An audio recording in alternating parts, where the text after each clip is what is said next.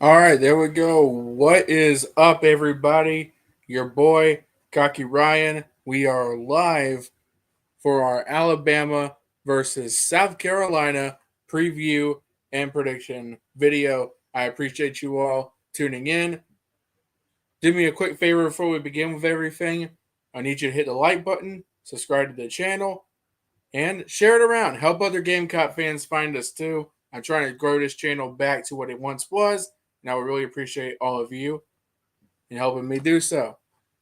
So get to chat tonight. What's up, Gavin? What's up, Zanino? What's up, Dillmaker? Good to see all of you in here. Hopefully get some more people to join in here very soon. My buddy Andrew, who a lot of y'all saw from the last live stream, will be joining me in here later to help give his prediction for this game. I got some thoughts on this one, y'all. I got some thoughts on this one, but first things first, we got a new background. I hope you guys like it. Until I get a better webcam, unfortunately, it's not going to be anything too impressive. But we'll do this real quick so you guys can see it. Ready for Halloween too, if you guys can't see.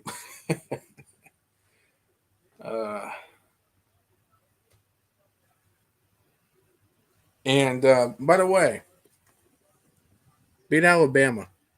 Beat Alabama. We got them. We got our stickers. Beat Alabama.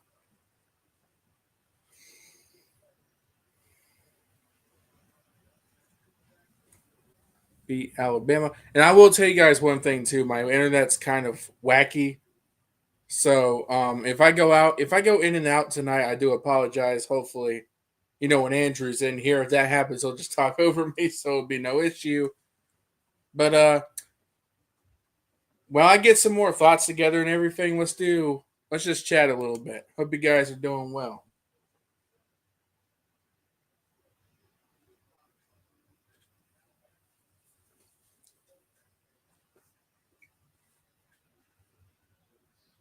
Where'd you get the Affleck towel? I wonder where, Gavin. I wonder who gave it to me. I wonder. It certainly couldn't be you, right? Certainly couldn't be you.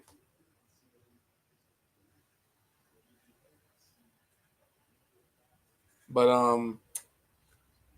yeah, very, very, very difficult game coming up for South Carolina to take on the Alabama Crimson Tide, who is number 4 in the country and currently actually on a roll right now, no pun intended. The Tide's been rolling, and they're coming into Williams-Brice Stadium to face off against the Gamecocks, who have, honestly, y'all, they've just been a disappointment this year compared to where a lot of us thought they'd be. Nowhere near. Nowhere near. Offense has been absolutely abysmal. I mean, and Alabama is nothing like who they were in week 1 when they lost to Florida State. I mean, they have improved drastically.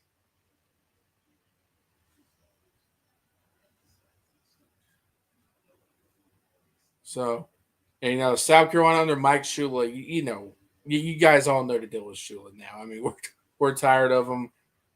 And South Carolina, and his tenure in South Carolina, by the way, y'all, the most he's scored is 21 points.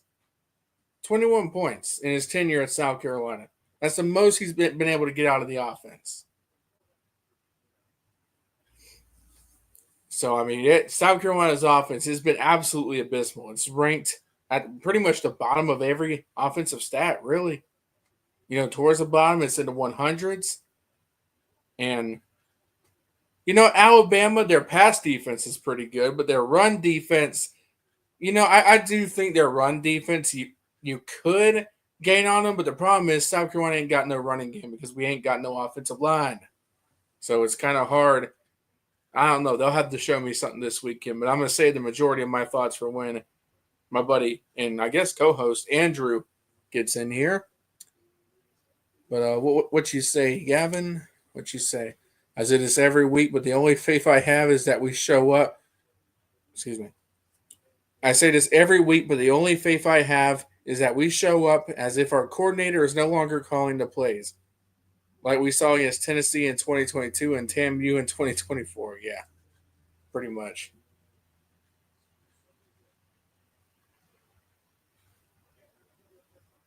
Pretty much.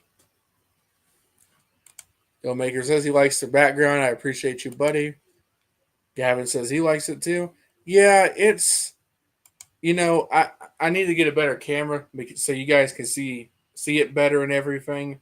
Because I got a candle lit up behind me, and because the darn camera is so bad, it just looks like a glowing light of nothing.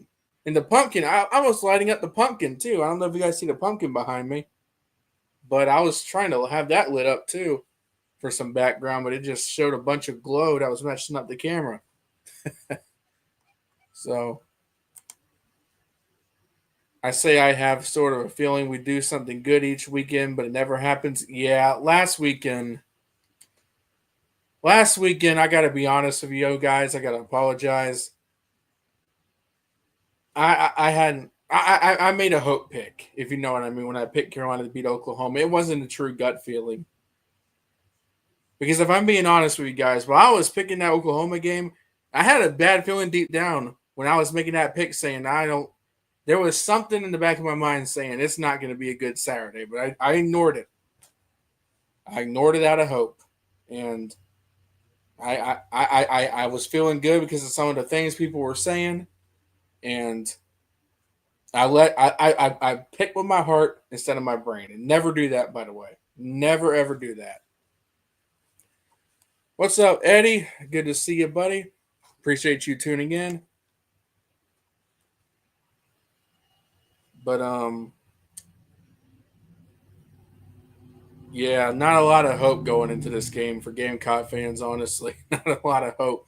I don't really have a lot of hope either because, again, and I will not bash the players. I want to make that 100% clear. I will not bash the players. But the coaching staff on this team offensively, the coaching staff in general has just sucked. It has. And, as long as we keep running this pro style offensive system that doesn't work, it's outdated, NFL style offense. As long as you keep doing that, I'm just. Thing is, I don't even think it changes, y'all. I don't think it changes. The only way I think South Carolina wins this game on Saturday, if there even is a way, is if we get non-offensive touchdowns. It just feels like that. I know Bama's not like invincible or anything, but without an offense that's been able to do anything, I don't feel too good about it. Unless you're able to score, unless you're able to find something you haven't found all season long. I just don't. I don't know how you're going to be able to score here. I don't.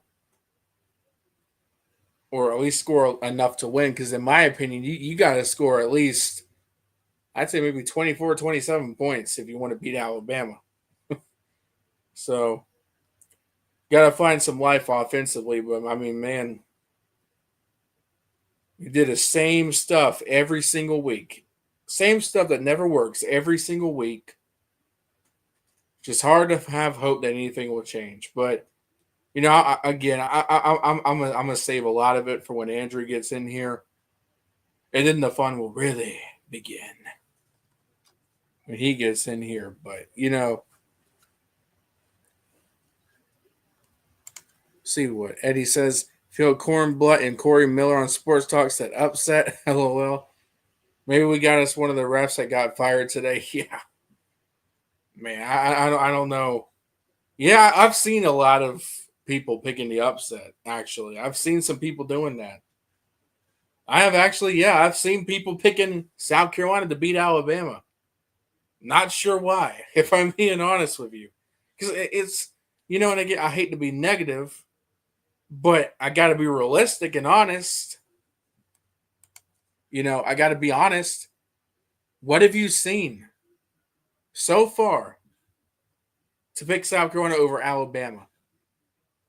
What have you? Because these two teams are completely different. Alabama is playing on a roll. They're playing on a roll. South Carolina, they look dead offensively. They just do. You got one team that's on a roll. Ty Simpson is playing out of his mind.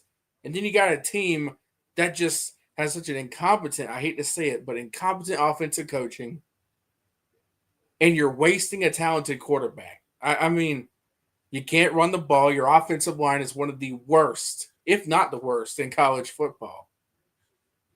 And I'll tell you what, your run defense too. I mean, they've given up some plays. Our run defense has given up some plays too, man. I mean, look, Oklahoma. Look, I love them too. I love Oklahoma too. They're my second favorite team. They have not been able to run the ball all season long. Then Torrey Blaylock comes in and he runs for over 100 yards on South Carolina's defense. I mean, I ain't got a lot of confidence coming into this one, y'all. And I hate to say that because I never like to be down on my football team. But,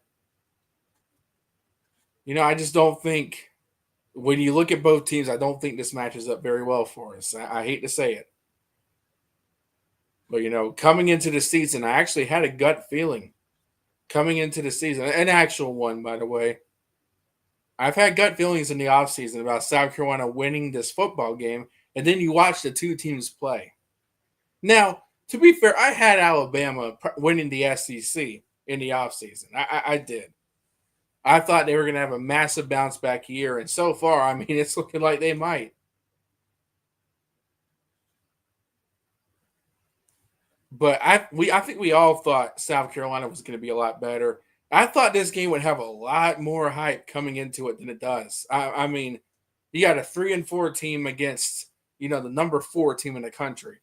When in a lot of people's minds, I feel like a lot of people expected this to be a top 15 or potentially top 10 matchup in the offseason. Alabama's done their part. South Carolina hasn't.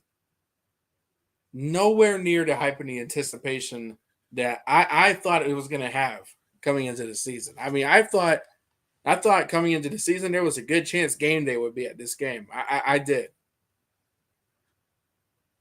Sad to see that the hype pretty much just the hype for this game is just not there. It really isn't. At least not for me. I don't think it is for anyone, but what do you guys think about this game in the chat? How you guys feel about it?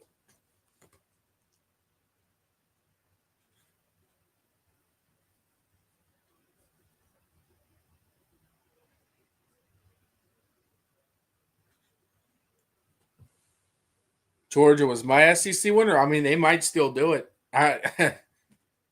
Georgia might still win the SEC. It's just, Alabama and Georgia. Bama is Georgia's kryptonite, man. they just are. Outside of 1 year, Bama is Georgia's kryptonite. It just is what it is, man. But yeah, it's gonna be criminal. Yeah. Again, I really hate to say it. I think they're going to regret putting that game on national television, especially if we can't score. If we go out there and lay a dud offensively like we have almost every single game this season, it's going to be brutal. I mean, if you can't score against Alabama, you're not going to win. Problem is, like I said, the most Mike Shula has scored at South Carolina is 21 points. Think about that.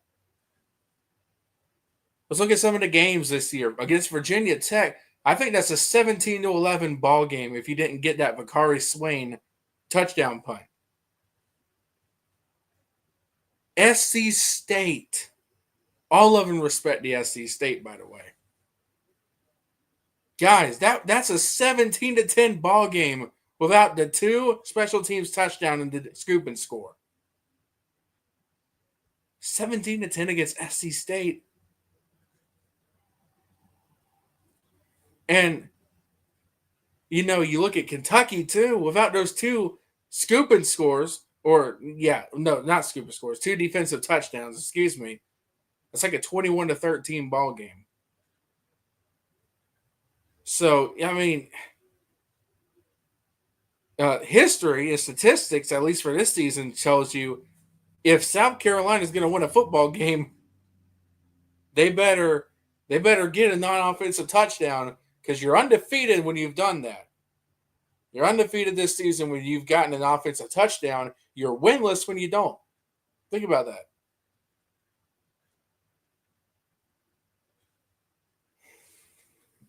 Let's look at the comments again. Yo, we won our game versus Aiken. Congratulations, buddy. Congratulations, brother. I just think we haven't shown anything to say we could win, period. Yeah, exactly. That's my take too. Anything could happen, but I don't see it, to be honest. Yeah, I'm right there with you, Eddie. I'm right there with you. I have not seen anything out of this Mike Shula offense to think that we were going to win this game on Saturday. I haven't seen anything. And I hate to be that hopeless. I really do. But the sad part about that Oklahoma game last week, y'all, and I'll die on this hill. That was our most winnable game in this stretch, in my opinion. Because you got Bama at home that's playing absolutely lights out right now. You got Ole Miss on the road, which, by the way, it's looking like that's going to be a night game, so even worse for you. You get Texas A&M on the road, and then you play Coastal Carolina, which I'm just going to tell you guys right now. Should we beat Coastal? Yeah, but I'm just going to tell you guys right now that ain't no cupcake. That ain't no what. My buddy Dillmaker will tell you that's a game that, I mean, you can't sleep on the chance. They can beat you, especially if you're playing as bad as you played all season long. I mean, some people think that's impossible. I don't think so right now. And then you got to play Clemson. And I know Clemson's having a rough year too. I mean, this is the worst. This is the worst year for football in this state since the 90s. Good Lord. And that one ain't no gimme either. I mean, Clemson at Williams-Brice, they've only lost, I think, 5 times since 1980 at Willie B. Think about that. That's actually mind-blowing when you think about that. So, I mean, Willie B's been a place where Clemson, unfortunately, for whatever reason, has had a lot of success. So, I mean, you look at that schedule ahead, bro. I mean, you feel like that Oklahoma game, yeah, it was tough, but it felt like the most winnable of the stretch. And you lost that one, and you lost it bad. And it's just, this Alabama team, they got multiple wide receivers that can beat you. Ty Simpson's playing out of their mind. They're really good against the pass. Their run defense, you can get yards on them, but South Carolina ain't been able to run the ball all year long. Their best output was against LSU in Baton Rouge. And honestly, outside of the first drive against Oklahoma, where you had, I think 50 yards, then you got 4 more the rest of the game. I hate to say it, y'all, but I don't got a lot of confidence going into this one. I don't think we can score enough.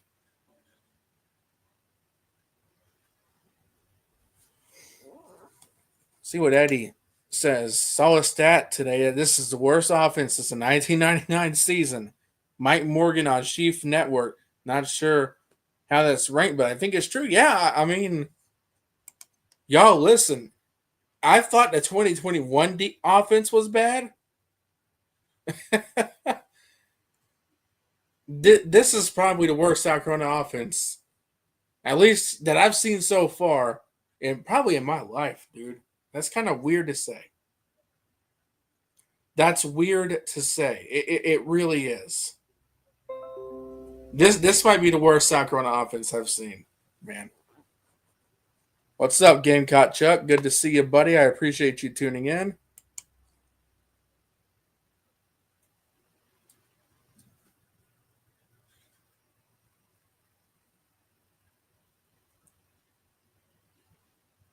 But yeah, Alabama.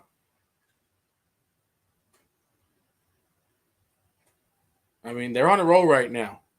They are. There are a lot of Alabama fans that are concerned going into this one. I don't know why. I've seen some Alabama fans. They're actually a little concerned. I just sit there. I'm like, why? What have you seen from South Carolina so far to really be nervous? And from what I had a conversation with one of them, and from what one of them told me, it's not really South Carolina they're worried about. It's Alabama and DeBoer on the road against unranked teams. That's what they've said. And they keep saying, Florida State's an example. Florida State, I mean, my God, some people thought they were really good after they beat Alabama, but I mean, they're 3-4. Same record as us. I'm not. I just don't get it because look, Alabama fans should be very well familiar with the incompetence of Mike Shula. So I don't know why you guys are worried, Alabama fans. I got to be honest with you. Again, I hate to be down. I hate to be negative, but it's like I just haven't seen anything from us.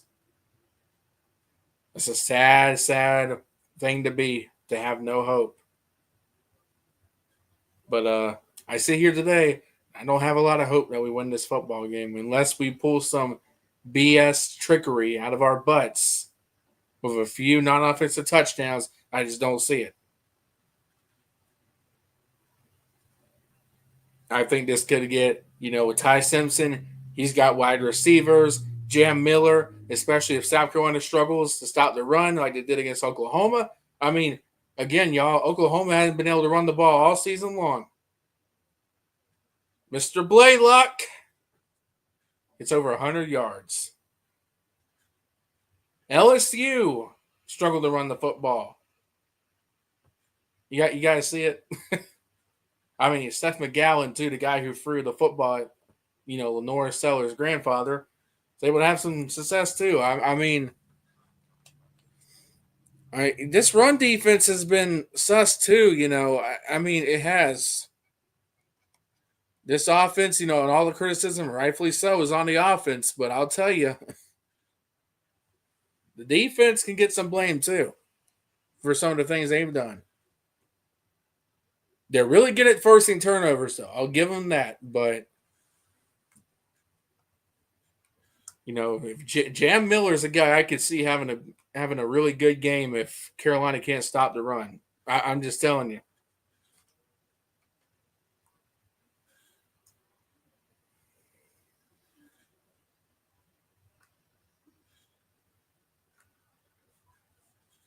I think turnovers are very key for this game. You got to be able to force them. You got to be able to, not only that, but you got to be able to take advantage of them, of course, because you didn't do that against LSU. But this was a game I actually was really excited about in the offseason. I actually was planning on going to this game, y'all. Now I've run out of money since I went to the last one, so I couldn't go to the game this year even if I wanted to. But man, I'm nowhere near as happy about it or as excited about it as I was just 2 months ago.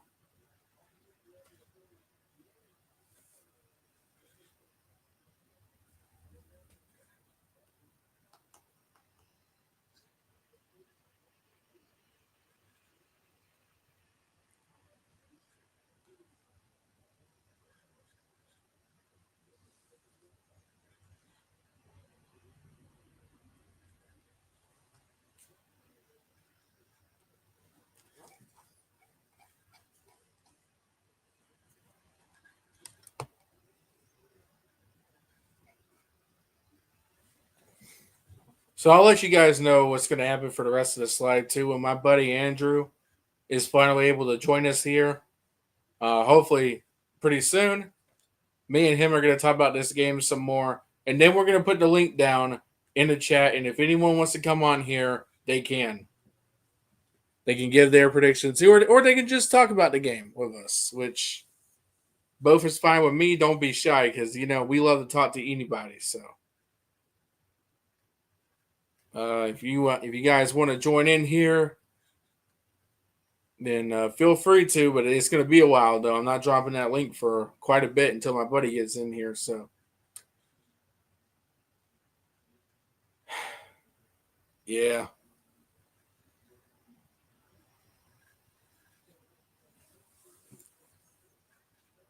Chuck says, no idea why anybody is worried about Bama. You know what? You're right, man. We shouldn't be worried about Alabama.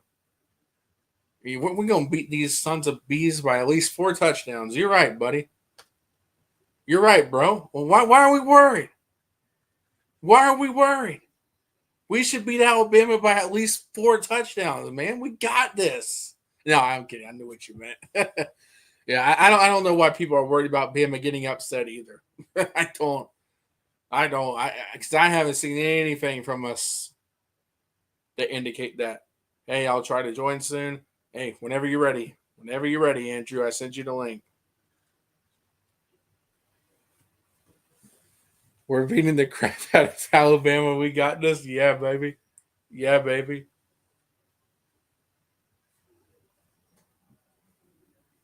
That's right. It'll be. What do you think? What do you guys think the score will be at halftime? Maybe 28-3, South Carolina. Final score, maybe. I'll say 49-20.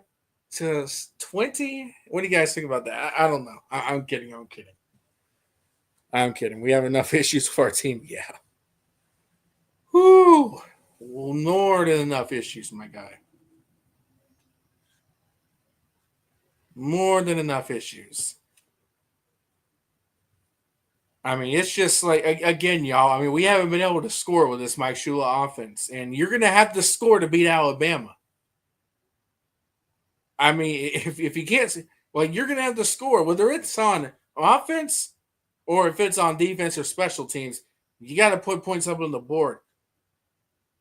And we just have not seen anything from this South Carolina offense.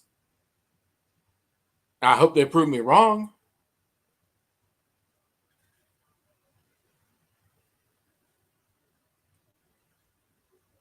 But I mean, we just haven't seen anything yet.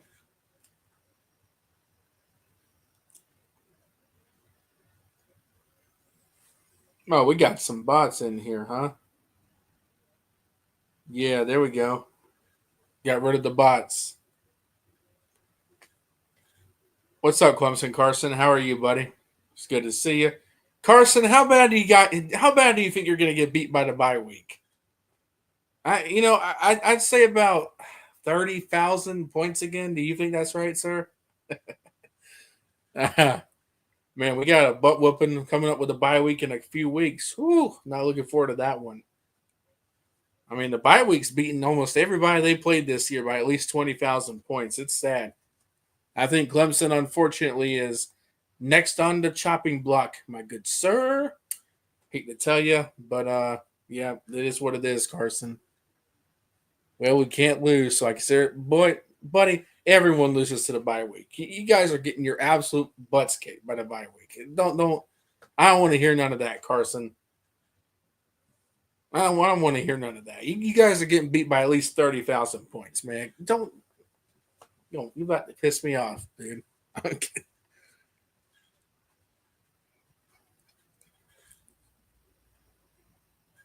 Duke's game score. Yeah. Clemson beats Duke by 10. Yeah, Clemson. Man, I don't know. I mean, I think I you know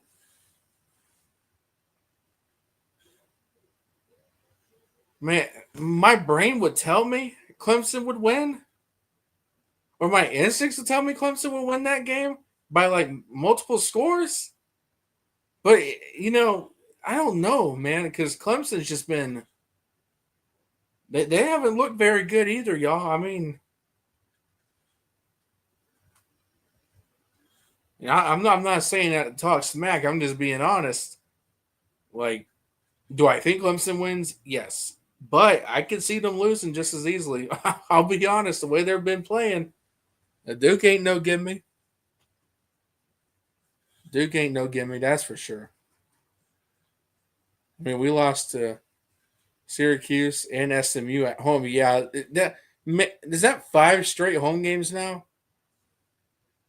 5 straight home games? Damn. Down bad. Down something serious. The Palmetto State is in the Big 2025. What a shame. What a shame. What a shame. But yeah, we Gamecocks got to be focused on Alabama though. Because we got a game coming up ourselves that I have sadly no confidence in. And I'd love to tell you this is going to be like 2010, Stephen Garcia. We're going to see Lenora Sellers come alive, do things he hasn't done all season long. We're going to see a Nick Harbor breakout. We're going to see Fajon, Matt Fuller, or hopefully Attaway for crying. I'd love to see Oscar Attaway. I'd love to see, as much as I'd love to tell you guys we're going to have that kind of performance, I can't. I can't pick it because there comes picking with your heart and then picking with your brain.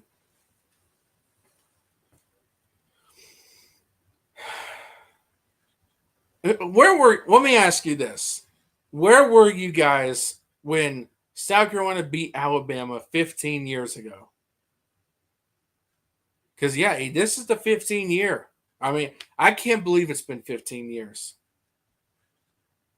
I was 7 years old when that happened, but I still remember it very well. In fact, when Andrew gets in here, I'm gonna share some stories about that. But man, I mean, I remember watching the game day that morning. We were all hyped up because we knew how big of a deal that game was. I mean, that was the number 1 team coming to town. South Carolina was in the top 20. Marcus Lattimore, Alshon Jeffrey. I remember one of the radio guys said this, and it's so ironic because it's what happened. But one of the radio guys I listened to, me and my dad was on my way to school, said, I think it was 107.5 or something, but they were like, they felt Garcia was due for a legacy game or due for his best game all year. And he asked the question, is this the game where Garcia breaks out? Is this the game where we see, the offense put their best performance up? And what do you know? It happened. I remember that. I do, just like it was yesterday. I remember they were talking about, is this the game Garcia breaks out? Is this the game where we see the offense just put up a masterclass? And sure enough, it happened against the number 1 team in the country, and Carolina won 35-21. I'll never forget that day, y'all. I really never will. I was 7 years old. You'd think I'm too young to remember something like that. I'm not. I mean, that was one hell of a day.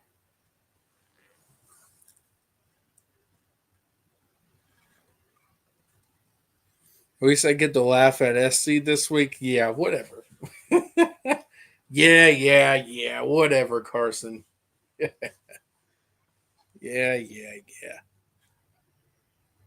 If we're a dumpster fire, I'm honored SC was generous enough to join in. Buddy, we've been a dumpster fire our entire existence, sadly. And I can't believe there are some Carolina fans who are actually okay with that. Like, buddy, this ain't our first rodeo, Carson. You should know that. We're honored that you were willing to join in with us. It's the other way around. Who knows? I might pull the upset. I mean, maybe if I hop in on the college football game on my PlayStation, I mean, maybe I could. I don't know. I got some skill. Maybe. What do you guys think? Could I beat Alabama on my PlayStation? What do you guys think? I think I could. Alabama did lose to FSU, yeah, in the first game of the season, though. I don't know how much stock you take into that. I mean, it's true, but like, you know, Ryan, until the attitude of being average changes, things will never change. Exactly. Exactly. Andrew, I sent you the link, buddy. I sent you the link. I sent you it in text message. But yeah, exactly. It stuns me how, I was down bad the other night, and I think it was Chuck or Dealmaker's stream. I was down bad, and I say, we should just be hoping to be a competitive program. That's BS. But I was down bad after that Oklahoma loss. I was. That's not how I really think, and I hope you guys know that. That's not how I really think. I just got too down. I got too down on the Gamecocks, and I said something that I don't agree with 100%, and I really don't think.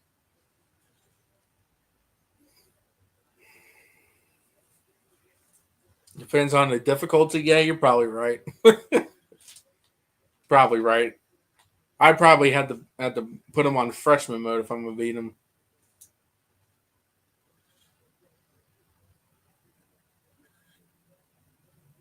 Looking forward to basketball season. I don't even know what we're gonna do in basketball this year. I'm hoping we do something better, but I don't know. Finally, folks, we got my good buddy and co-host Andrew. What is up, everybody? Here. Yeah. How you doing, buddy? Good to see you. Yeah. All right, man. Alabama versus South Carolina. Big game this weekend for Carolina. Top 5 team coming to Williams-Brice Stadium. Do you think there's any chance that the Gamecocks can shock the world on Saturday? Well, I mean, there's always a chance of me being able to win the lottery, so. Yeah, that's true. Yeah. That's true. I mean, I think it would take them. It would take just about everything, and even then, I'm not so sure they could get it done. I mean, the point is this: Alabama has a really good offense. I mean, Ty Simpson, he's the Heisman frontrunner right now. They're going to score some points on Carolina's defense. I mean, simply put, that's the way it's going to be. They will score points. I do think the defense can play decently, but I mean, if Carolina wants to win, the offense is going to have to score points. They're going to have to put up points, and I just can't see Mike Shula-led offense at South Carolina doing that. I just can't. They've given me absolutely no hope through 7 games. It's just, it feels like every game South Carolina, literally every game they've won so far, they've had a non-offensive touchdown. And it feels like that if SC wants to win, they have to have a bunch of non-offensive touchdowns. And you just can't count for that against a team as good and as talented as Alabama. It's honestly sad that, we literally have to expect and hope that they can get not just a ton of like special teams and defensive scores to win. I mean, that's just not a formula for success. I know, Beamer ball, that's what Beamer's known for, finding ways to score points outside of the offense, and that's cool and all. And, that's important, and that does help you win games, but that's just not a formula you can count on to win every game. And yeah, I just can't. I can't see them getting a bunch of special teams, touchdowns, and pick sixes against Alabama. I just can't. I'm going to be honest with you. I think all Alabama has to do to win this game is score 10 points. They could probably score 10 points, take out all their starters on offense, and probably still win this game. It's sad, but it's true. Yeah. Hard to disagree with you there, buddy. Hard to disagree with you there. So let me ask you this. So we were talking about this before you got in here. Oh, yeah. Just for fun. So, coming up, this is the 15-year anniversary of when South Carolina, not the exact date, but the exact year. Yeah. 15 years in years, at least, of the unbelievable Stephen Garcia, Alshon Jeffrey, Marcus Lattimore upset of number 1 Alabama in Columbia. I remember that day. Any memory? What were you doing when that game happened? Do you remember? Were you watching us back then? Yeah, I have some kind of faint memories of that game. I and my mother, I was actually in her room watching it because me and her were yelling at the TV, and I think my dad made us go in there because we were yelling at the TV and he couldn't hear what was going on. But dad made you go in there? I think that's what happened. Man, That's something I think my mom told me It's because usually the other way around, from what my friends tell me. It's usually their mother was the one who made them go. yeah, there was I remember in the Georgia game in 2014, my dad he went to his bedroom because me and my mom were yelling in the living room so he could watch it and sort of I guess maybe analyze better what was going on. But yeah, I have some faint memories of that season. Like I said, that was the first season where I really started watching Carolina football. I remember the two losses to Auburn, the loss to Kentucky, and the win over Alabama that year. Yeah, that was, you know what I was doing. Me and the neighbors, we were actually the neighbors' kids. We were playing outside, and my dad calls me in saying it's time for Carolina to play, and I come running in, but I wanted to play outside. So what they did was they were able to connect, I think, some kind of TV outside, so all the kids could watch the game while playing, and we were able to watch the game while playing, riding our bicycles while Oh, doing that's all of the cool. stuff that we were doing. And they had the radio call with Todd Ellis and Tommy Oh, that's Suggs cool. with a speaker. So it was like the entire neighborhood was getting down with this game, and Yeah, you should have seen it when the game ended. The entire neighborhood just broke out into cheers. That's yeah, my memory from it. I mean, that was such. Oh man, I'd do anything to relive that, dude. I really would. That was such a great memory, such a yeah. It great was. game. And I got to be honest with you. It took Garcia having the best game of his Oh yeah, career for us to win that game. it did. And you have to think it's going to take Lenore Sellers to be the best version of himself this season that we've seen so far. The problem is we haven't seen anything from the South Carolina offense. We haven't seen anything. The most points Shula has put up here, or excuse me, Shula, I should say, excuse me, has put up is 21. And It's there are Alabama fans that are saying they're worried about this game. I don't understand it. I mean, yeah, and I hate to get all down. I do, because I want to have hope and I want to have faith, but at the same time, I have a saying: pick with your head, not your heart. yeah, In my yeah. heart, we're winning every single game by 100 points. But the line movement's been very interesting with this one It too, has. because Bama opened up as a 13.5 point favorite. Then it went down to 11.5, then 12.5, then right back down to 11.5 before this stream. So it's been some interesting. And you know what else is weird, Andrew? And maybe you can explain to me. Why is Alabama making such a big deal over this game being the homecoming game? Like, I don't understand that one bit. Like, you have Bama fans feeling disrespected for it. Dude, it's a homecoming game. Like, I get it. That homecoming game is a big deal. Yes, it's a big, big deal. But it's like, why would you feel disrespected for that? If nothing else, if a team were to put you, in my opinion, on the biggest game, that would make you feel good. That means you're important. Yeah, it Why, does. why would you feel disrespected by that? Maybe you can enlighten me, but I just don't understand that. I don't like. Yeah, What's the big deal, Alabama? Why y'all getting mad over us having you as a homecoming game? yeah, I don't really know why. I guess they thought that South Carolina would pick like a cupcake to make their homecoming game, so that way they could, Dude, it could be like a guaranteed win. But I mean, the thing is, we beat if them. Well, no, we lost to them by 2 points last year at their yeah, home. How could they? Let me adjust this. But how could they think that was a cupcake? I mean, it looks like one now, but going into the season, I wouldn't have said it was. yeah, it's just, I mean, the thing is, if I knew that an opponent of South Carolina had circled that game on their calendar, that they were going to make it a big game. You know why they're making it a big game? Because they see you as a big opponent. It's like, don't you kind of want to be in the spotlight like that, to have that sort of prominence, that relevance?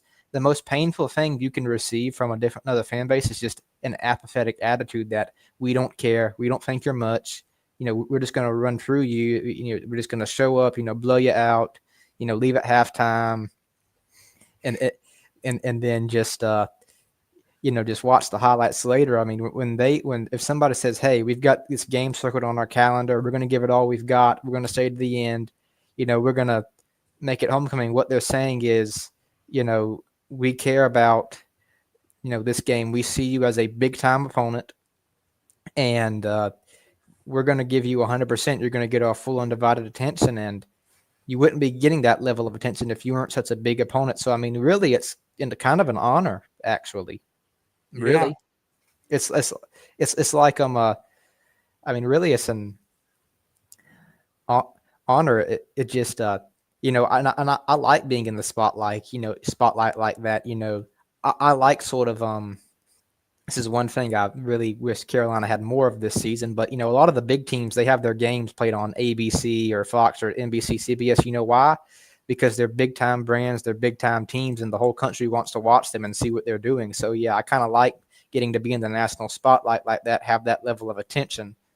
So, And I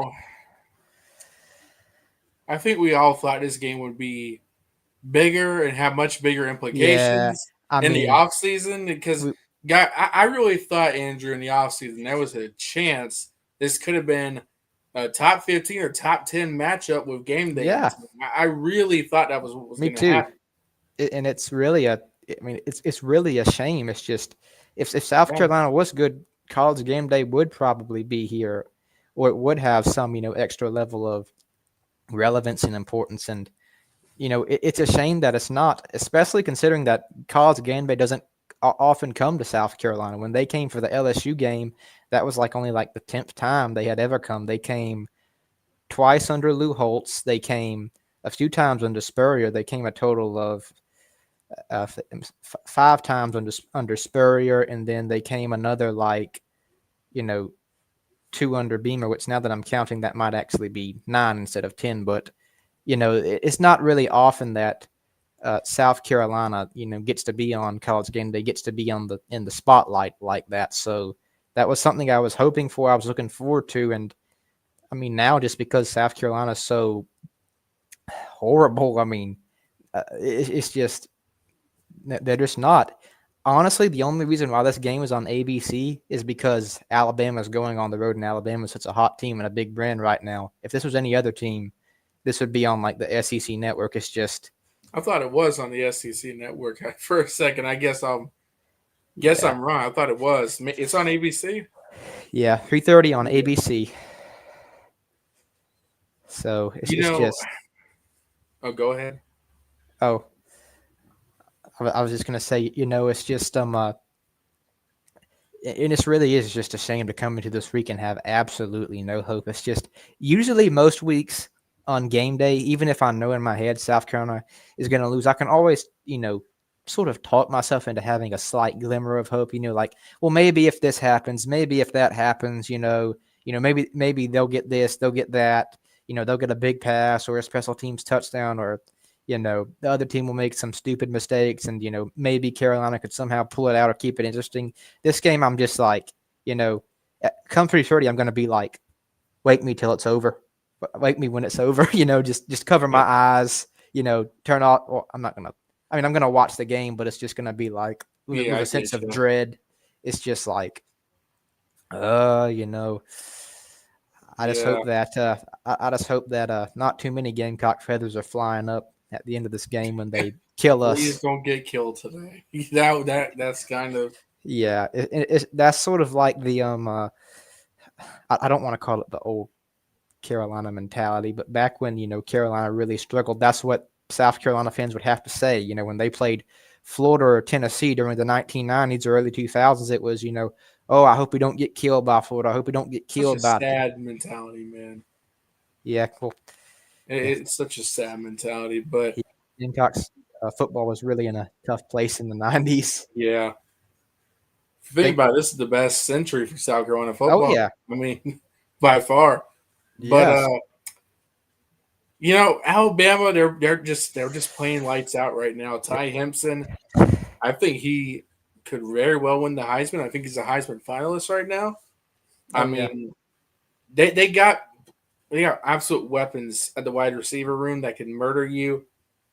And we've seen at times South Carolina's secondary, while you're good at forcing turnovers, there have been times where they've lost 50-50 balls, where they've kind of lost some battles and have gotten burned. And, like I said, the run defense, I mean, Oklahoma they haven't run the ball well all season long. Torrey Blaylock goes for over 100 yards against the South Carolina defense. LSU hadn't ran the ball all very well. They go and get a lot of success. I mean, and Jam Miller is one of those players where, I mean, he can he's good. He can make you pay.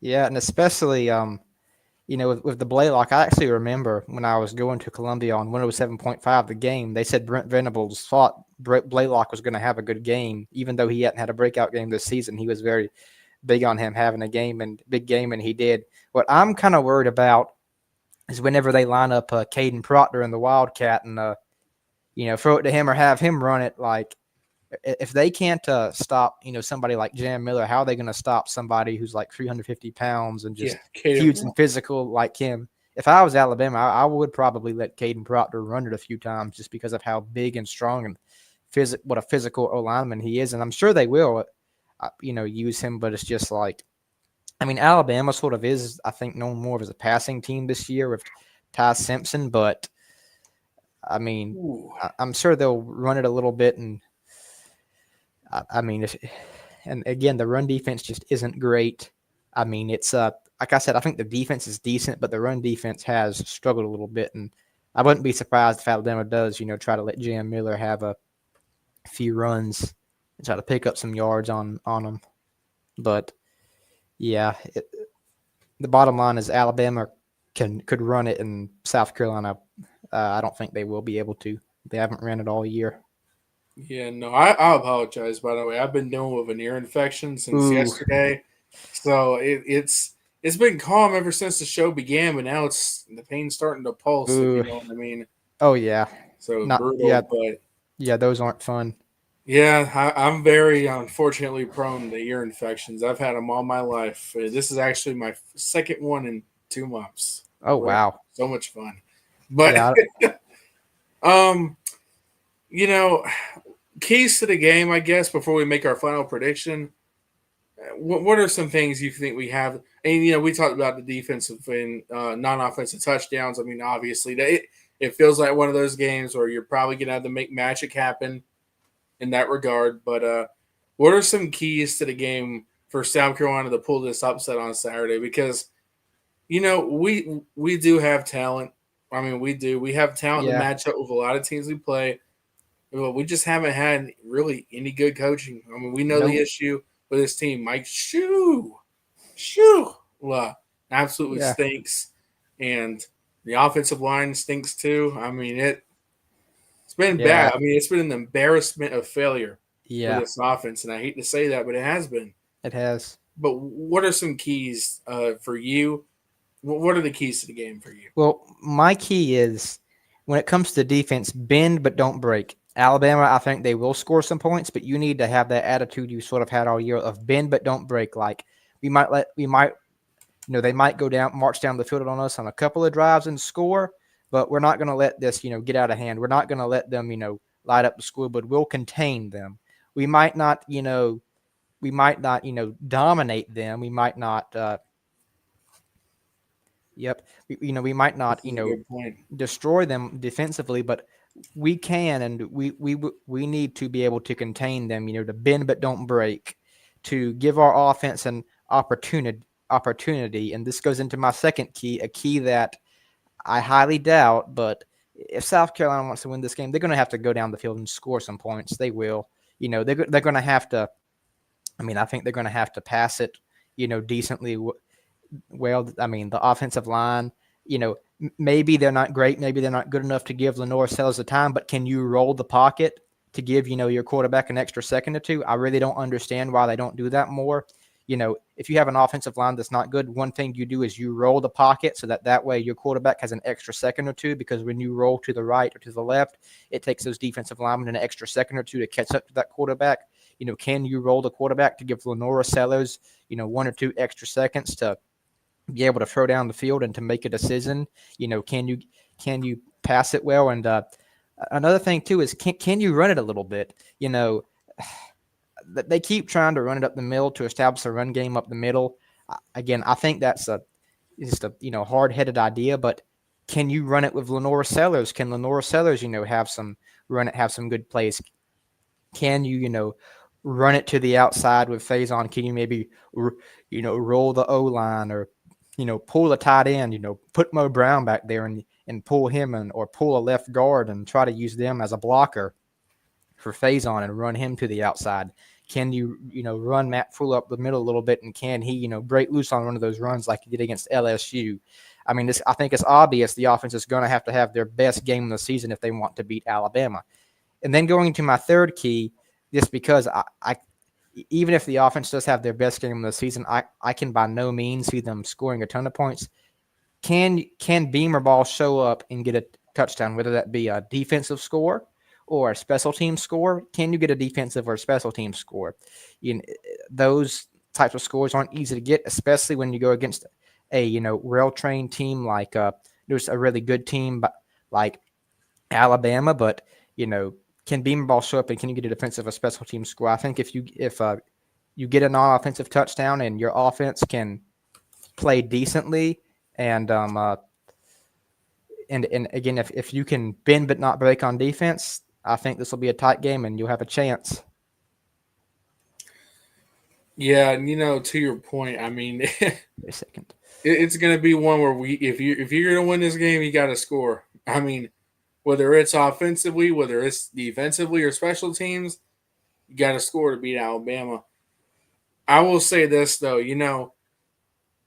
I'm intrigued to see if we can get something going through the air too, because Bama's got some. I mean, they're pretty good against the pass. I mean, they are. Oh yeah, Bama's really good against the pass. So I mean, for me, this feels like a game where we're probably gonna have to run the football. Yeah. Can we get yards on the ground? Because Bama's. I mean, they've given up some yards on the ground this season. So yeah, did it? I mean, there are opportunities. Yeah, there are opportunities here for you, but can you take them? That's my question. And exactly, I couldn't agree more. And Alabama is such a different team than from what they were in week one when they lost to Florida State. They've gotten much better, but I would still watch that film, that game tape, and use it as a game plan. Use Lenora Sellers as Gus Malzahn, use Tommy Castellanos, run him. He if South Carolina wins, it'll be because he had a great day and because he was able to run and make a ton of plays. So they need to run him. And like I said earlier, there's nothing wrong with wanting to run Faison or, Fuller, but when you do, can you instead of just running it up to the middle, try to be creative and roll the O-line, run it to the outside and pull a blocker, something like that will help. And another thing too, you could do is maybe you could do some slip screens to get it out quickly. I would try that. Try to get it out quickly for slip screens. Maybe you try some draw plays. Try to bait them into thinking you're going to throw it, and then. I think you have to be careful with that just because of how bad the line is. But maybe you roll the pocket. Try something like that. So, yeah, I think, they will have to run it, but, they need to, instead of just trying to be hard-headed or run it the middle, be creative and just try to run Sellers instead and try to run it to the outside, or maybe even do some, if you don't trust your O-line to be able to, open up holes, maybe you try some short, quick passes to get it out quickly instead. Yeah, I mean, I think those are really good ideas. I mean, and I think those are. I don't know why Mike Shula can't just think like you, man. Yeah. I mean, he's the one who's getting paid while you and me just sit here on a camera and yap. I mean, I don't understand it. It baffled me today in his press conference when he said we needed to spread them out more. I'm like, why haven't you been doing that all year? Sherlock. It's like, well, why haven't you been spreading them out from sideline to sideline all year? If you say that's what you want to do, I'm like, maybe Mike Shula just doesn't know that he's the guy who calls the plays, and he can actually do that if he wants to. Maybe somebody needs to tell him that. Hey, Yeah. you're the offensive coordinator. You can call. Hey, you can spread them out if you want to. Hey, but Andrew, we're undefeated in practices, man. Yeah, I mean, I can't wait until they win the national championship in practice and they have the parade in Columbia in the off season. They I bring know, in right? that beautiful trophy to put in the trophy case. National champions in practice. I can't wait to see Beamer get that Gatorade bath and be hoisted up have the players hoist him up on their shoulders and them carry on the midfield and celebrate and him get interviewed by the sideline reporters and get emotional with tears in his eyes. How emotional that he's done the unthinkable. He's won the national championship in practice.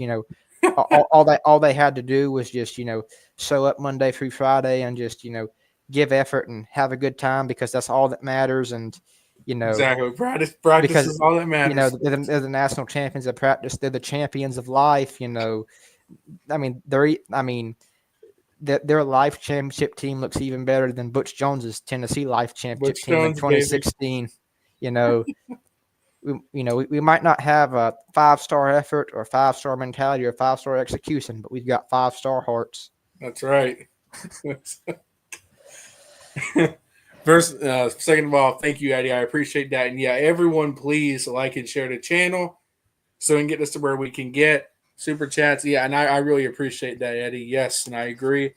Who's all still in here, by the way? Because in a minute, I'm gonna drop the link in the chat if anyone wants to come on here and chat for a minute or so, chat with us for a little bit. You guys can. So who's all still in here? Let us know, and we'll drop the link in a second. But yeah, for me, really, it's just it's just, creating turnovers, man. Getting non-offensive touchdowns. I feel like that's probably our chance to win it, man. I hate to say that. Yeah, it's a shame you have to rely on it every game. That you can't be in that position. No, you got to be able to. Don't get me wrong. South Carolina under Shane Beamer, they've been great at forcing turnovers and having non-offensive touchdowns. And there's nothing wrong with trying to score non-offensive touchdowns and have Beamer ball be part of your identity. But you can't rely on that. Though. Exactly. You can't rely on it every game. It's it's sort of there's nothing wrong with being a defensive or offensive minded team and wanting to be known for having a good defense or offense, but you can't you can't rely on that defense or offense to just bail you out every single game. You can't just be one dimensional.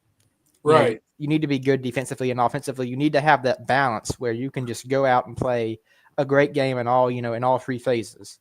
And I just don't know if South Carolina can, sadly. And it's sad, but yeah, the offense just hasn't given me anything. And I see Gavin's comment. We are ranked team. Yeah, we are. Bama in practice, baby. Yeah, that's why Bama is only a 11.5 point favorite. Yeah, I bet if Shane Beamer just released the practice tape, if Shane Beamer just released the practice tape, that line would that line would turn over in about in an hour's time it would say South Carolina 11.5, 13.5 point favorite. It's just South Carolina's practice squad is more impossible to beat than the bye week. But anyways, maybe we should just try to, instead of buying tickets to the game on Saturdays, just buy tickets to the practice. We can just sit there and leave that and feel good about all weekend. Yeah. But anyways, Andrew, it's time for our prediction, man. Excuse me, I'm sorry. I didn't mean to burp. I'm sorry. That's okay, man. But so you want to go first, or you want me to go first with this one? I'll go first. I've been thinking about this one all week. I do think South Carolina's defense will play decently, but when your defense is on the field, and probably will be on the field for most of the game, that they're just going to get tired at some point and give up some plays. I was thinking about 30-7, but then I thought Alabama might score more points than that. I'm going to say, I'll say 37-7. I just don't have much hope in the offense. It's just the offense hasn't really given me anything to, again, just indicate that they can play at the SEC competition. That I just have zero faith that Mike Shula has what it takes to out scheme, Kane Womack and the Alabama defense. And until I have faith that Mike Shula can out scheme anybody, I just can't trust this offense. So, give me the Crimson Tide in a blowout.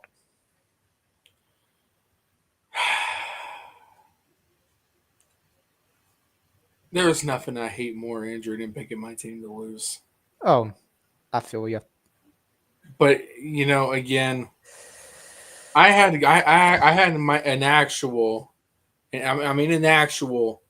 gut feeling about this game in the offseason. I did. I thought that South Carolina was going to win this game in the offseason. I picked it. I thought this game would be much bigger in the offseason when we had more hope. This game is nowhere near as exciting or hype. It's not, sadly. I have no faith in Mike Shula. Me neither. And this offense to beat this Alabama team, and I absolutely hate to say that. Yeah, I don't. And again, I can understand why some Bama fans are nervous about DeBoer on the road against an unranked team, but at the same time, South Carolina's offense, the most we put up under Shula is 21 points. Yep. It's honestly hard to believe. Yeah, and when you're that bad, and this is a game where you if you're South Carolina, you've got to score. Because Bama's going to get theirs, and we know that. Ty Simpson, he's playing out of his mind. Oh, yeah. Bama's playing really good football. I don't see them crapping the bed here in Columbia. As much as I love to see it, as much as I'd love to see that South Carolina does this, as much as I'd love to see it, and as much as I'd love to pick it, I pick with my brain instead of my heart. And sadly, I think Alabama wins this game. I don't think South Carolina is going to be able to score a lot offensively here. I don't either. And it's just as long as we continue to do this pro-style offensive bullshit, we're just not going to be able to meet our full potential offensively. It's going to take Lenora Sellers having the best game all season. It's going to take this offense having the best game all season. But we've seen nothing from them to think that they will from this point. Yeah. And I don't. And I love to tell you that it's going to be 2010 all over again. Beat a top 5 Bama team at home. Quarterback plays the best game of their life. Running back pounds away. And you have that superstar wide receiver to help you. I'd absolutely love to come on here and tell you that's going to happen. But I can't. Yeah. I got Alabama winning this game. Yeah. I'll say I got this. I got South Carolina's defense playing well. Yeah. But I think at the end it's just going to be too much. I got 31 Alabama, 10 South Carolina. Hate to say it. Yeah. Hate to say it. Yeah, I hate to say it too. It's just Alabama's the hottest team in the country right now, and just when you don't have a good offense, when you're stuck running that pro-style scheme that just doesn't work in college football, and especially doesn't work at South Carolina, as I talked about on Tuesday, you're just not going to be able to put up a lot of points. And look, the most points you put up was 21 against Kentucky. Alabama's not Kentucky. Alabama is a much better team than Kentucky. They have more talent on the defense than Kentucky does. And so, if that was the best you can do, and you're about to go up against, let's call it for what it is, you're the best team you've played this year. I just don't have there's not much of a reason to have hope, and it's just it's a shame because a lot of people in the preseason saw this as a potential upset. A lot of people in the preseason thought this was going to be a good game, one of the marquee matchups, of week 9. But unfortunately, it just won't, because South Carolina is insistent on running a pro-style scheme that has repeatedly been proven to fail, and they're running it with one of the worst offensive coordinators in the business, and Mike Shula. So last Saturday, I was mad at what I saw from Shula, and I believe from 3:30 to 7:30, I will feel the same way again. Yeah, we'd love to be proven wrong, but it's just and here's the thing: for those of us who say we're not a real fan, we're down on the team, blah, blah, blah. we never want to be right when we pick against South Carolina. No, Never, just never, ever, because we, ever. But at the just same because we time, think it's going to happen doesn't mean we want it to happen. exactly. I mean, you got to pick it. You got to pick with your brain instead of your heart. Yeah. You can't. And I love this team so much, but I'm a realist. I'm not delusional about them like a lot of others are. And if I'm being honest with you, until I see something, and maybe we will maybe we will on Saturday. I don't think so, but maybe we will. But until I see something, I think it's going to be another Mike Shula moment. Yeah. Yeah. I just, I do. Yeah, I don't know how many more of these moments we have to have until Beamer just decides to get rid of him. I just don't know how much more he Unfortunately, has to see. and maybe I'm wrong, but do you think Beamer might be into the pro style offense too? Because I mean, think about it, almost every OC he's hired has been into that. He clearly has been, and I hate to say And it, I but it's don't know what true. he sees in it. I don't know Yeah, what you see in it. yeah, Anyways, link in the chat if anyone wants to join in with us. I just don't really understand what he sees in it. It's just, and you'd think by now. I mean, my prayer for now is after he. I mean, I'm sure Donati will force him to get rid of Shula after this year. Is that after he does so, better hope. yeah, he'll have finally learned from his mistakes, or Donati might just decide to get involved in the OC search himself and might make him get somebody like Kendall Browse. And it's really a shame that Donati has to be involved, that Donati sort of has to hold Beamer's hand and tell him what he can and can't do when hiring an offensive coordinator. But at this point, I'd love to see it, just because as much as I love Shane Beamer, I just can't trust him to hire a good offensive coordinator. I mean, he's yet to prove to me he can, and it's really just a shame. And the thing is, like I said earlier, I knew Shula wouldn't be great heading into this season, but I did not see South Carolina being this terrible on offense to the point where, you know, that the NCAA's website had them ranked 127th out of 144 teams on offense. With Lenore Sellers and Faison and Harbor and Bennett and all these other guys, to see them ranked like that, it's just unbelievable. I didn't even think that was possible. And I think a lot of the fans are just fed up with it. When I was driving home from the game Saturday, every fan who called into 107.5 the game complained about Mike Shula. There was this one fan, and I'm not going to lie, I burst out laughing when I heard this. He just called in and said, I love Carolina. I'll be a Carolina fan for the rest of my life. But Mike Shula's offense is worse than doo-doo. Next week against Alabama, he'll pull out a plate, put it at the 50-yard line, pull down his pants, and take a dump as a play call. He needs to be put in an Elon Musk space rocket and shot to the moon. And oh yeah, that's that famous one everyone's been talking about. Yeah, I mean that was I burst out laughing when that happened, and it's sad, but true. It's just it is worse than that thing that your dog does in the morning. Yeah, it is. Well, we had Gavin in here backstage for a second, but he disappeared. I wonder where he went. It'll be all right. But yeah, Gavin was in the backstage, but didn't join us. But yeah, a lot of fans are just sick of this bull crap that Mike Shula has put out there every single week. I mean, I don't have any hope or any faith that it's going to change. Hope I'm wrong, but we got my good buddy Dillmaker in here. What's up, Jordan? How you doing, buddy? Up? What's happening? How are y'all? We're doing good, man. Doing good.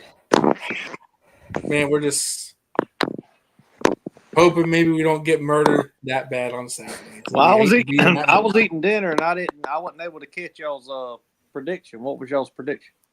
Alabama in a bloodbath. Come on, you got to throw some points out there, right? Yeah, 31-10 was mine. Not bad. Yeah, I had it. Andrew? I had it like 37-7. I actually like yours better. I hate that. Yeah. What's up, Gavin? What's up, guys? What's happening, Gavin? How you doing? How y'all doing? Oh, we're good, man. We're here. Yeah, it's good to be here. Like y'all mentioned, I think it's gonna be a bloodbath. I'd be optimistic if I'm saying we score 17 points offensively on Saturday. Agreed. I have no confidence in Mike Shula whatsoever. And Yeah. I'm gonna be at the game on Saturday. Like again, I go to every home game, and I can't wait to watch our butts get absolutely clapped. I'm Let sorry. me ask y'all this question out of curiosity, and I'm just because I don't know, I'm just curious.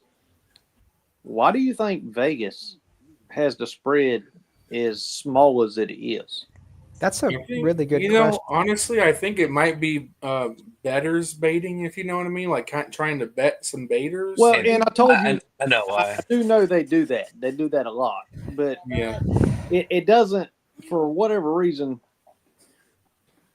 You know, a 17-point spread would be more understandable than opening at a 13.5. Yeah, I mean that's less than 2 scores. I'm like, you know, I know when y'all bait people because I am a better. Don't get me wrong, I am. But this is not bait. This is just like I don't know. Like who would even take it? You know, you'd have to be a scared Alabama fan, in my opinion, to think Alabama's going to lose this game, because there are a lot of Bama fans that have some PTSD against unranked teams under DeBoer. Because I've been talking with them, some of them say, you know, we just historically we have not shown up with what happened in Tallahassee. But here's the thing: you guys are playing out of your minds right now. You have a quarterback that's just going berserk, and you're going up against the South Carolina offense that the most we put up is 21 points.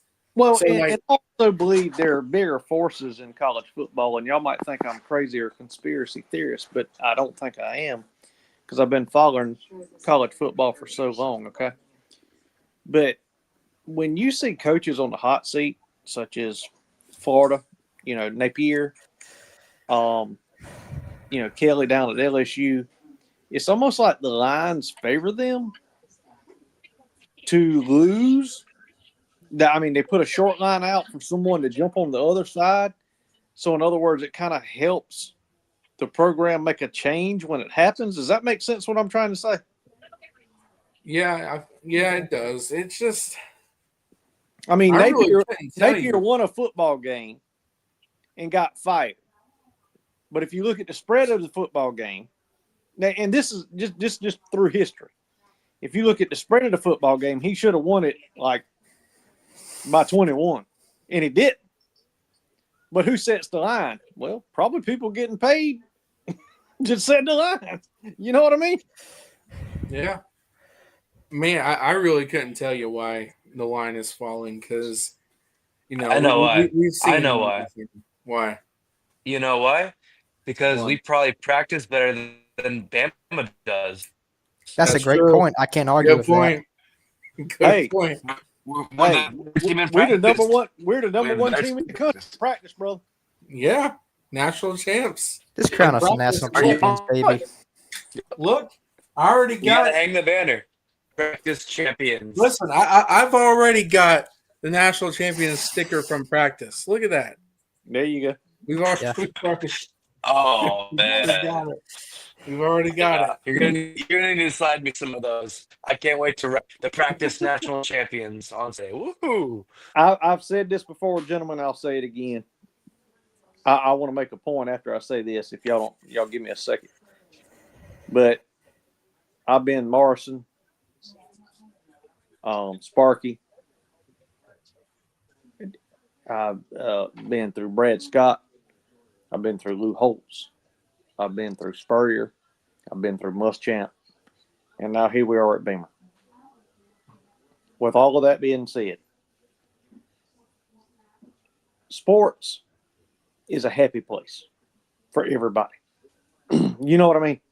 Yeah. That is why we watch sports. That is why sports is multi-billion-dollar year operation at every level. At every level. And we as fans, you know, everybody struggles with things in life, right?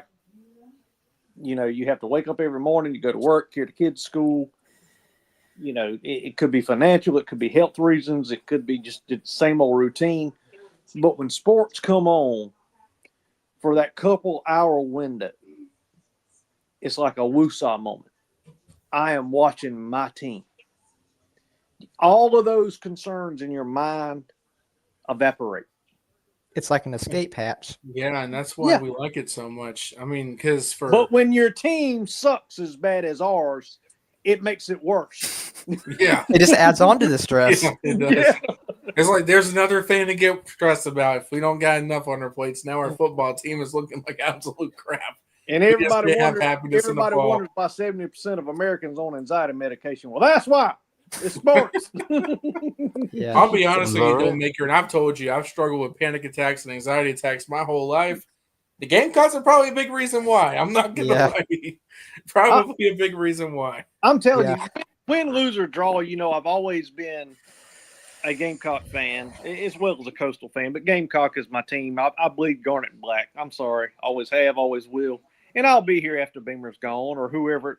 I'll probably be here. Hopefully, I live to be an old man. I'll be here after the next 3, But at the end of the day, when you watch a team just do the same thing over and over again, expecting something different, and then you hear them go on national television and say, we just need to stay consistent. What are you consistent at? Inconsistency? They're consistent at running it up the middle. Yeah. I was about to say the exact same thing. Yeah. Stay consistent at running up the middle and making terrible fourth down play calls and all the above. Yeah. Do you worry about the outside noise? Well, I would be cheating the players, the families, and the fans if I worried about outside noise. Well, you know what? You might need to go listen to it so you can change what you've been doing because it ain't working. Yeah. You know? I mean, look, man, we've said it on this show. Andrew can tell you all about it. I mean, this pro style bull crap that we run in here. I mean, it's not for college. It's not for South Carolina. I'm telling you. I didn't mean to cut you off. Oh no, you're good. You If can we go. came out in the old wishbone, the daggone veer, the veer offense that Marshall ran when they lost their whole team in a plane crash, they actually made it popular, believe it or not. West Virginia actually made it popular, but they adopted it. Yep. And they had Bobby Bowden at the time too. And That's exactly right. yeah. If we came out in the veer and could rush for about 200 yards and throw for about 150, I'd be happy as a bug in the road. I would. Yeah. And everybody would say, why is a SEC offense running the veer? That's high school stuff. You know what I'd say? It's better than what we were doing. Yeah, because right now what we're doing is so bad. Got to change something. Almost anything that would be better than what we're doing right Yeah. now, brother. I think T formation might be better than what they're doing right now. Oh, we wouldn't even try to run the T. We don't even know how to do it. Heck, we can't even run what we're running. Yeah. Just I don't even think Shula could run any offense, right? That's the sad part. And unfortunately, look, I've been a Shane Beamer fan. I have been. I've been a fan of Beamer. I've liked a lot of the stuff, but I got to be 100% honest here. And my loyalties, it's to this. It's not to absolutely. the coach. It's to this. Yeah, it's garnet and black in that box seat for sure. Exactly. If Beamer doesn't make the changes he needs to, because I think we can all agree, I think Donati forced his ass to get rid of Lonnie Teasley. I mean, I don't think Beamer made that by himself. I think No doubt. Donati made the call, or by made the call, I mean he told him to do it. But I'm going to say this. At what point do the Gamecock fans step back and punt, no pun intended, and go, well, we've had 3 offensive coordinators. None of them has been worth a hoot other than Dow. But he that was just smart enough. sometimes. He was just smart enough to let, Sellers do his thing. right, Yeah. Yeah. So That's a good point. is it an offensive coordinator problem that we have, or is it a head coach problem that wants to run a NFL style offense?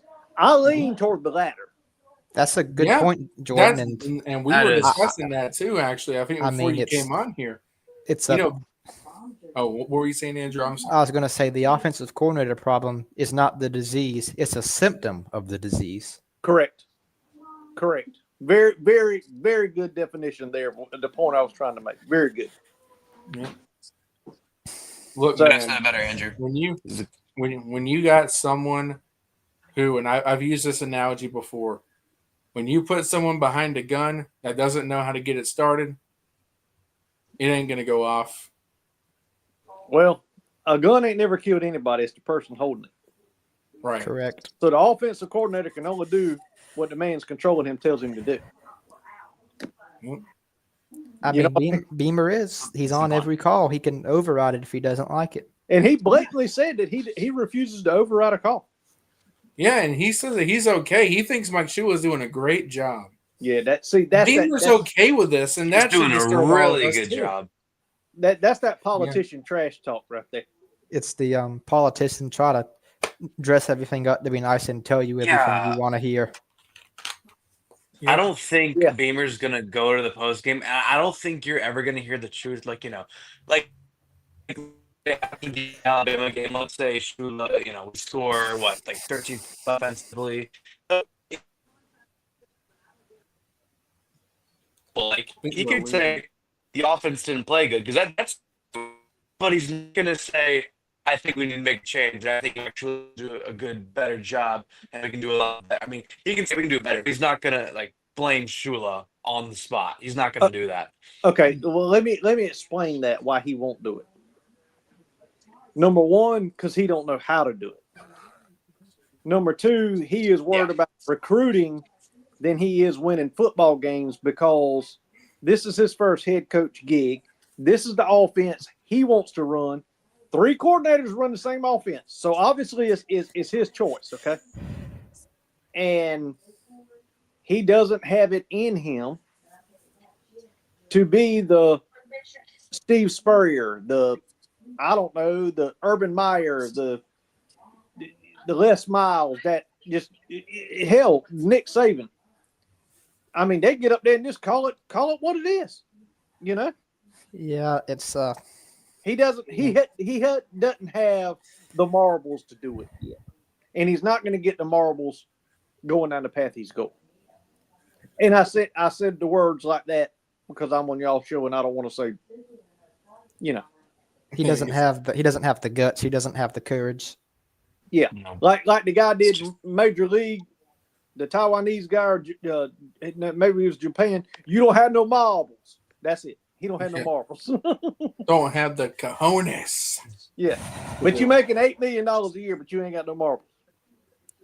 Yeah, and it's just going back to the whole recruiting thing. If you're worried that firing Shula will hurt recruiting, well, I would say keeping him is going to hurt recruiting. I mean, you saw what Jamal House says. Nobody wants to come here and play into this style of offense, and you're going to keep losing games because of this offense. And if you're on the hot seat next year, recruits aren't going to come knowing that you're on the hot seat and that there's a good possibility you'll be fired. I mean, let me ask you this question. Andrew, I assume you don't have any children because I know you're pretty young. Not yet, no. Gavin, I don't know that you do. I would say no. As of right now, no. Okay. Don't plan on it yet. Not yet. I talk to Ryan all the time, so I know he doesn't. Well, I do. Okay. I have a 13-year-old and an 8-year-old. South Carolina is my team. My boy plays cornerback and running back. Okay. If Shane Beamer showed up at my house right now with what's going on today, I can't say what's going to be going on 7 years from now, 8 years from now. I'm talking about today. But if my home team, whoever's coaching it, showed up at my house, and this is the best that I've seen, I'd look at my boy and say, you got a full ride to go to South Carolina. Look at him and say, no, we need to look at other options because I would rather you go to a smaller school and be successful than go to the school that we love and get your ass hurt and look like trash. Seriously. Yeah, and I can understand that 100% too. And the sad thing is, and look, I'm gonna say this too, and I think these two would agree with me too, because I know you agree with this, Stillmaker. But we as South Carolina fans have got to stop. I mean, we've got to stop being okay with mediocrity. You preaching to the choir now. You know that. We have got to stop. Just because someone's a nice guy, just because, and look, me and Gavin, we go to Gamecock Walk all the time, every single game. Andrew, too. We've met up many times in person. We've had Beamer point at us, wave at us, make comments towards us. Me and Sure. Gavin both got him to tell us. He told both of us that he loved us. Sure. Yep. And we appreciate that. Do you know why, though? You know why? Because you paid money to be there, which pays his salary, sir. Yeah. Yeah. And, If he bumped into you at Walmart and you said, "Hey, coach, you're doing a crappy job," he'd probably keep on pushing his buggy and never even speak to you again. You know what I mean? Yeah, but I mean, it's just, at what point do we say that? Well, here's the thing. Every decision in this world, if you follow the money, you'll follow why it's happening, right?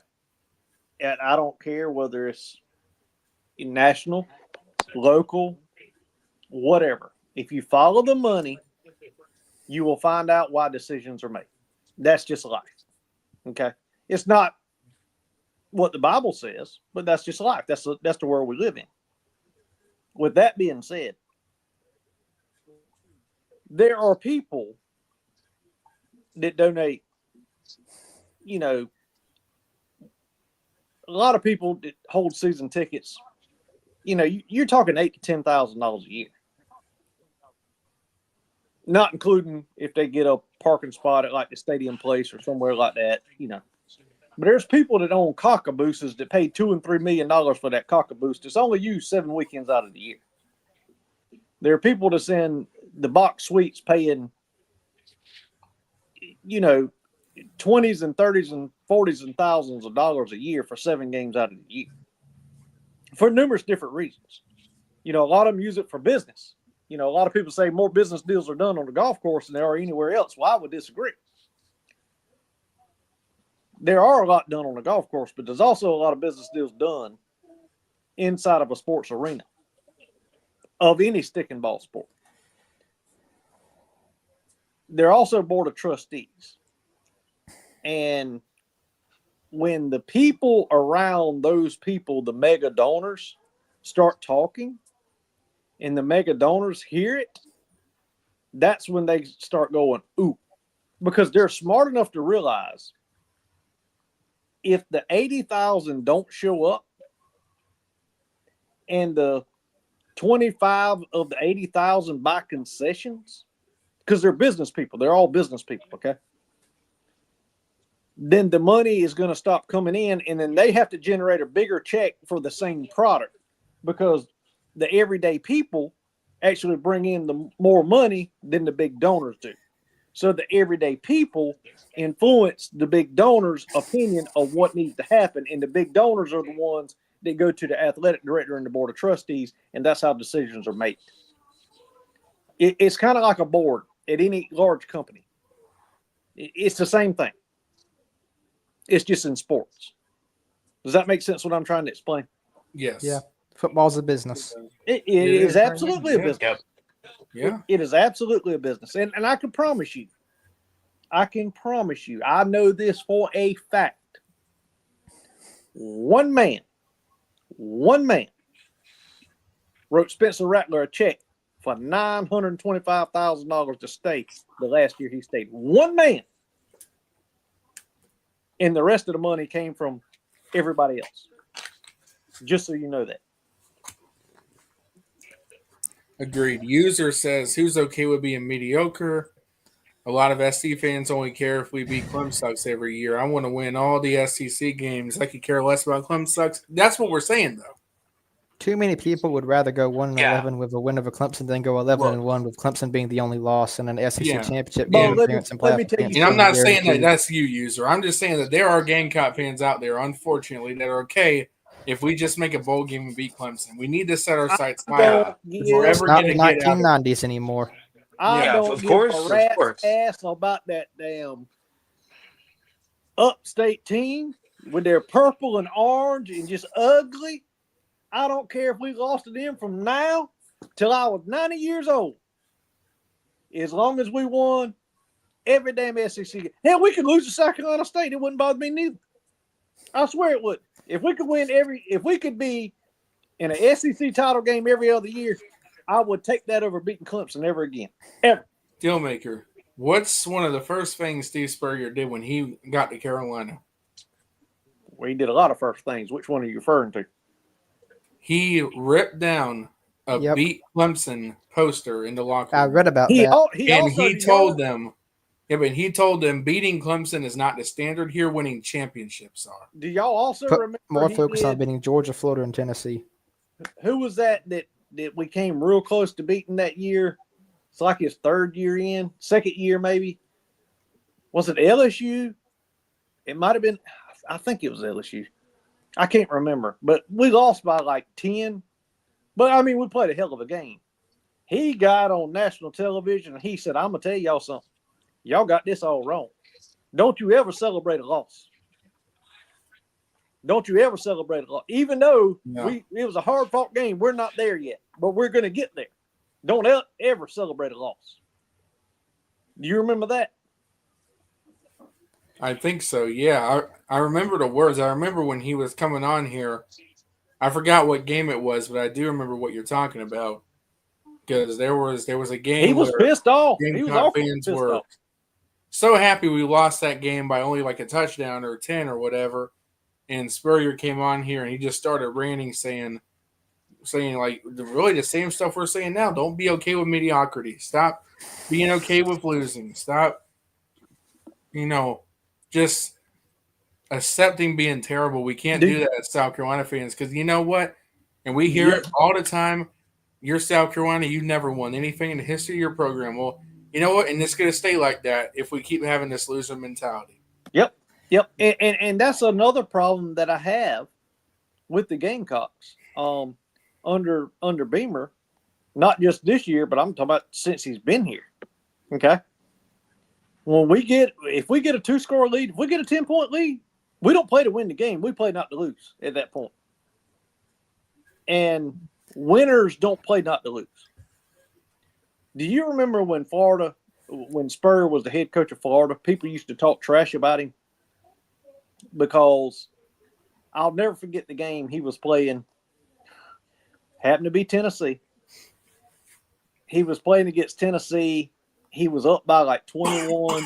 I think there was a minute and 50-something seconds left to go in the game. They're at like the 35.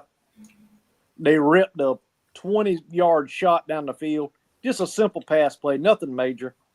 Guy runs it into the end zone. The reporter asked him after the game, "Why would you score in that moment when you had the game in hand?" He said, "I'll never tell my players not to score. The object of the game is to score." That was his mentality. You know what I'm saying? Yeah, that reminds me of a story way back. This was a long time ago, really before my time, when Woody Hayes was the coach at Ohio State and they were killing Michigan and they scored a touchdown late in the game and went for 2. And a reporter asked him after the game, "Why did you go for 2?" And he said, "Because I couldn't go for 3." Exactly. I mean, but that's the mentality of winners. Nick Saban.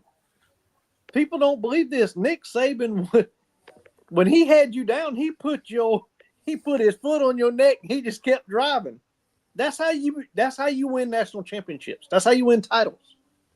You don't get ranked number 1 in the country. Well, the CFP's changed a lot of things, but back then when Spurrier coached, a computer printed it out. So if you didn't beat everybody by 30, your name wasn't going to be printed out of that computer to play for the Natty.